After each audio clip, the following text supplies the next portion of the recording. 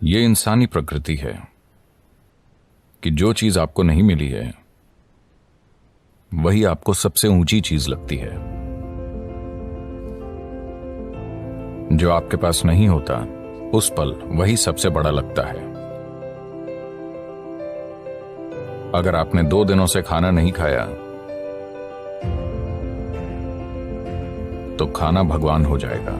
आया ना? नहीं? हाँ। अगर आपको यह समझ नहीं आया तो मुंह बंद करके 2 मिनट तक अपनी नाक पकड़िए। अब आप भगवान चाहेंगे या हवा? हवा। अगर भगवान खुद पूछें हवा चाहिए या भगवान, आप कहेंगे आप भाड़ में जाइए, मुझे सांस लेनी है। क्योंकि उस पल जो भी चीज आपके पास नहीं होती वो खुद को इतना बड़ा कर लेती है कि बाकी हर चीज को ढक लेती है। या दूसरे शब्दों में, जब आप मजबूरी की स्थिति में होते हैं तब चीजों को वैसा नहीं देखते जैसी वो हैं, वो बहुत बढ़ चढ़ जाती हैं। अगर आपका ब्लैडर भरा है, 1 मिनट, मैं आत्मज्ञान की बात कर रहा हूं। आपका ब्लैडर भरा हुआ है, क्या आपको रुचि होगी? मुझे आत्मज्ञान नहीं चाहिए। फिलहाल बाथरूम जाना ही परम मुक्ति जैसा है। हाँ या ना? तो चाहे जो मजबूरी हो, मजबूरी की स्थिति होने पर आप किसी भी चीज को उसके असली रूप में नहीं देखते। Life will get distorted to make you think that that is it at that moment. जीवन उस पल आपको यह सोचने पर मजबूर कर देगा कि यही सच है। तो इस तरह इंसानी जीवन एक मजबूरी से दूसरी में जाता रहता है। यह आपको चीजों को उनके असली रूप में देखने का कभी समय ही नहीं देता। अगर आप जीवन को वैसा नहीं देख सकते जैसा वो है, तो क्या आप उसे वैसे संभाल पाएंगे जैसे संभाला जाना चाहिए? बिल्कुल नहीं, है ना? अगर आप चीजों को उनके असली रूप में नहीं देखते तो आप उन्हें वैसे नहीं संभाल पाएंगे जैसे संभाला जाना चाहिए। इसी कारण लोगों के जीवन और समाज कई तरह से भद्दे हो गए हैं। जब मैं भद्दा कहता हूं तो मेरा मतलब है सामान्य।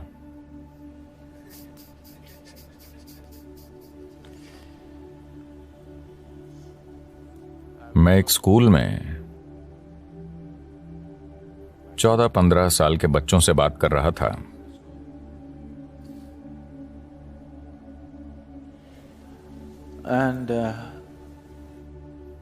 वो लगभग 11-12 लड़के लड़कियां थे। मैं उनसे पूछ रहा था कि वो आगे क्या करेंगे, क्योंकि वो शायद 10वीं क्लास में थे। वो सिर्फ नौकरी ढूंढकर पैसा कमाने की बात कर रहे थे। मुझे विश्वास ही नहीं हुआ, क्योंकि जीवन भर मैंने कभी पैसे कमाने की नहीं सोची। मेरे पिता अपना सिर पीटते थे, इस लड़के के दिल में डर ही नहीं है, इसका क्या होगा, इसका क्या होगा। मैंने कहा डर नहीं होना समस्या है? मुझे लगा डरना समस्या है। मैंने कभी नहीं सोचा कि डर ना होना समस्या है।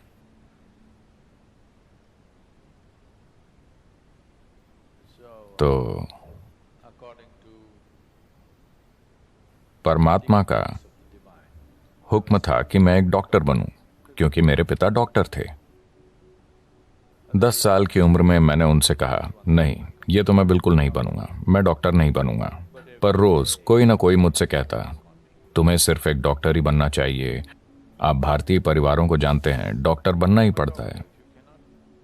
आजकल सॉफ्टवेयर सीखना पड़ता है। मैं 8 दिन शिकागो में था। 2 दिन पहले ही मैं भारत आया।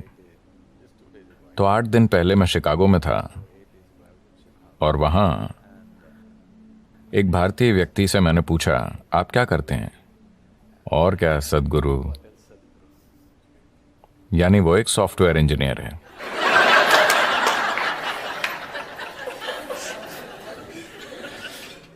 कुछ समय पहले कोई कहता और क्या, तो वो एक डॉक्टर होता। अब कोई कहे और क्या, तो वो एक सॉफ्टवेयर इंजीनियर है। वो डॉक्टर इसलिए नहीं बने कि उन्हें शरीर विज्ञान में रुचि थी। वो सॉफ्टवेयर इंजीनियर इसलिए नहीं बने कि उन्हें इलेक्ट्रॉनिक्स में रुचि है, बस पैसा कमाने के लिए। क्या ये जरूरी नहीं है? मैं ये नहीं कह रहा, मैं बस ये कह रहा हूं कि एक चींटी जिसका दिमाग आपसे 10 लाख गुना छोटा है, वो भी जीवन चला लेती है। आपका दिमाग इतना बड़ा है, आपको क्या समस्या है? मैं ये इसलिए कह रहा हूं क्योंकि ये बुरी तरह से सीमित करने वाला विचार युवाओं पर थोपा जा रहा है कि आपको पैसे कमाने होंगे, कि यही सबसे बड़ी चीज है। इतना बड़ा दिमाग होते हुए पैसा कमाना क्या वाकई कोई समस्या है? मैं जानता हूं कि सभी को यही मानने के लिए तैयार किया गया है, पर ऐसा नहीं है। मैं बता रहा हूं, ऐसा नहीं है।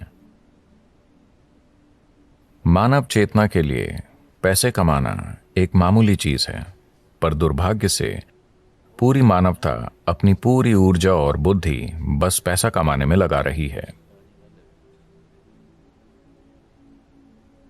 अगर दुनिया में ये नहीं बदलता,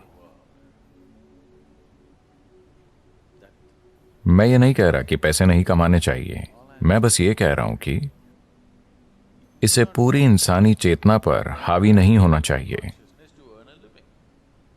अगर आप एक छोटी उंगली से काम करें तो ये पैसे कमा लेगी, इसमें इतनी काबिलियत है। पूरी इंसानी प्रतिभा मुरझाकर मर गई है, सिर्फ इसलिए कि सभी सोच रहे हैं पैसे कैसे कमाएं, पैसे कैसे कमाएं। The moment they can earn a living, they will sit down and become fat. जब वो पैसा कमाने लगते हैं तो वो बैठे बैठे मोटे हो जाते हैं। आपको सोचना चाहिए, मैं इस जीवन के साथ क्या कर सकता हूं, है ना? आपको सोचना चाहिए, इस जीवन के साथ सबसे बड़ी चीज मैं क्या कर सकता हूं, क्योंकि एक दिन आप मर जाएंगे। क्या आप जानते हैं? क्या आपको पता है आप मर जाएंगे? तो मरने से पहले इस जीवन को परम संभावना तक पहुंचना चाहिए, है ना? मैं पैसे कमाता हूं, पैसे कमाता हूं, लोग गर्व से कहते हैं। आप क्यों नहीं देखते कि हर कीड़ा, हर पक्षी, हर जानवर, इस धरती का हर प्राणी जीवन चला रहा है? इतना गर्व कि मैं अपना जीवन चलाता हूं, इसमें इतना गर्व करने की क्या बात है? सभी अपना जीवन चला रहे हैं, है ना? सिर्फ इंसान ही इसे मुद्दा बना रहे हैं। बहुत बड़ा मुद्दा। जब मैं ये देखता हूं कि इंसानी बुद्धि जीवन चलाते चलाते कैसे कुर्बान हो गई है, तो विश्वास नहीं होता। मनुष्य कितना कुछ कर सकते थे, वो अद्भुत चीजें कर सकते थे, पर उसके बजाय वो पैसा कमा रहे हैं।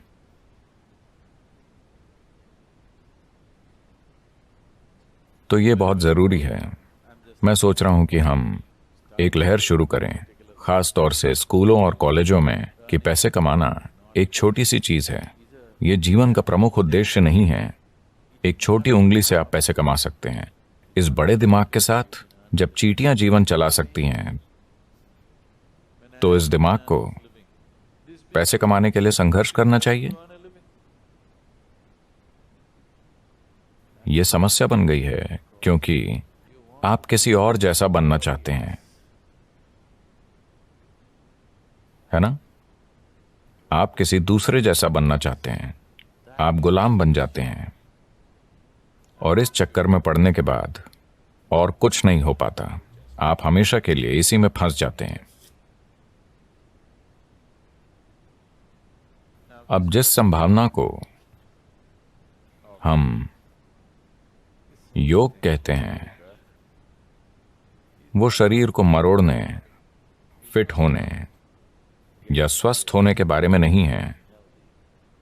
अगर आप प्रकृति के साथ तालमेल में हैं तो प्रकृति ये सब कुछ कर देगी। ये अपने सिस्टम की ज्यामिति के माध्यम से ब्रह्मांड की ज्यामिति समझने के बारे में है। मैं इसे ज्यामिति कह रहा हूं क्योंकि ब्रह्मांड एक ज्यामिति है ना? पृथ्वी सूरज के चारों ओर घूम रही है। यह क्या है? डीजल की शक्ति? क्या एक डीजल इंजन इसे धक्का दे रहा है? अगर ऐसा होता तो इंजन की आवाज से हम मर जाते। ज्यामिति इतनी अच्छी है कि धरती बस घूमती ही चली जा रही है ना? आपने लगातार चलने वाली मशीनें देखी हैं? क्या छोटी मशीनें? अगर आप बस ऐसे करें तो वो सालों तक चलती रहेंगी। तो ये बस यही है, ज्यामिति की सटीकता इसे लगातार चलाती रहती है। पूरे ब्रह्मांड में ज्यामिति सटीकता है, तभी ये अपनी जगह पर टिका है, वरना नहीं टिकता। अगर आप अपने शरीर को एक खास तरह से संभालना सीखें, अगर आपके शरीर की ज्यामिति बाकी सृष्टि की ज्यामिति के साथ तालमेल में है, तो अचानक एक तालमेल होगा जिसके द्वारा आप पूरा ब्रह्मांड इसमें उतार पाएंगे। ये कोई छोटी चीज नहीं है। अगर आप बस ऐसे जिएं तो आप हड्डी और मांस का एक टुकड़ा हैं। अगर आप इसे सही कर लें तो अचानक ये कुछ और बन जाता है। शायद अब लोगों को यह अनुभव नहीं होता क्योंकि आपके पास टाटा स्काई, डिश नेट वगैरह है। पर मान लीजिए 80 का दशक है और आपके घर के टीवी में दूरदर्शन चल रहा है। आप अपना पसंदीदा क्रिकेट मैच देख रहे हैं। अचानक आपका टीवी बूप बूप करने लगा। तब आप छत पर जाते और वहां एक एल्यूमिनियम एंटीना होता था। ऐसा किया, कुछ नहीं आया। वैसा करो, कुछ नहीं आया। पर उसे सही जगह पर घुमाने पर दुनिया आपके कमरे में उतर आती। यह भी ऐसा